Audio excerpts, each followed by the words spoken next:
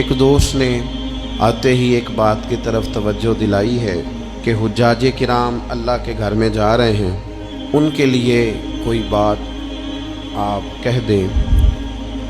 تو میں ان کے لیے تو اتنا ہی کہہ سکتا ہوں کہ وہ ہم سب کو اپنی دعاؤں میں یاد رکھے، وہ ہمارے لیے وہاں سے دعاؤں کا تحفہ جمع کر کے لائیں، نبی رحمت علیہ السلام کی بارگاہ میں جائیں تو ہماری طرف سے بھی وہاں درود و سلام عرض کریں۔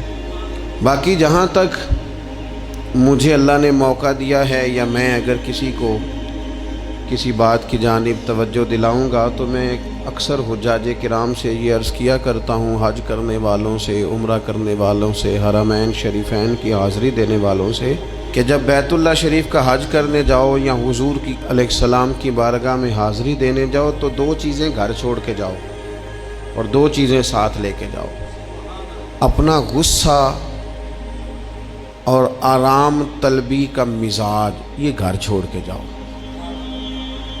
اللہ تعالیٰ نے قرآن مجید میں فرمایا وَلَا جِدَالَ فِي الْحَجِّ، حج میں جھگڑا نہیں کرنا، غصے گھر چھوڑ کے جاؤ۔ اور یہ جو بعض لوگوں کا مزاج ہوتا ہے نا ہر وقت آرام پسندی کا، مجھے اپنی مرضی سے سونا ہے، اپنی مرضی سے اٹھنا ہے، یہ چیزیں ٹھیک نہیں ہوتی۔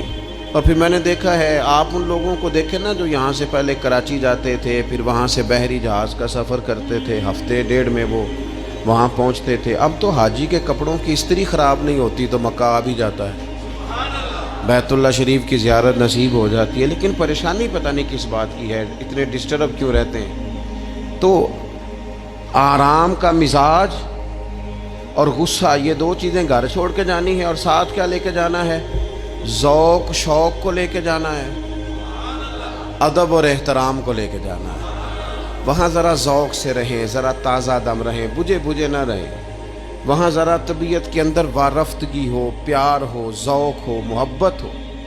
اس توانائی کے ساتھ آپ اللہ تبارک و تعالیٰ کے گھر جائیں اور آداب کا خصوصی خیال رکھیں۔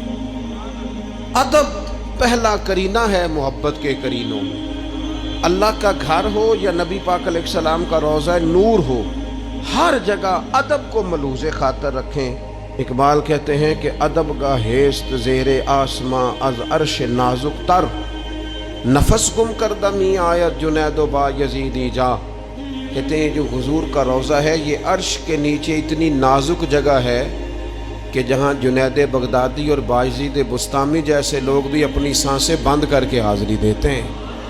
یہ ایسی نازک جگہ ہے جہاں اتنے بڑے اکابرین اور اسلاف بھی اپنی سانسوں کو روک کر چلتے ہیں۔ تو عزیز، ادب سے، احترام سے، اے پائے نظر ہوش میں آ، یہ کوہ نبی ہے، آنکھوں سے بھی چلنا یہاں بے ادبی ہے۔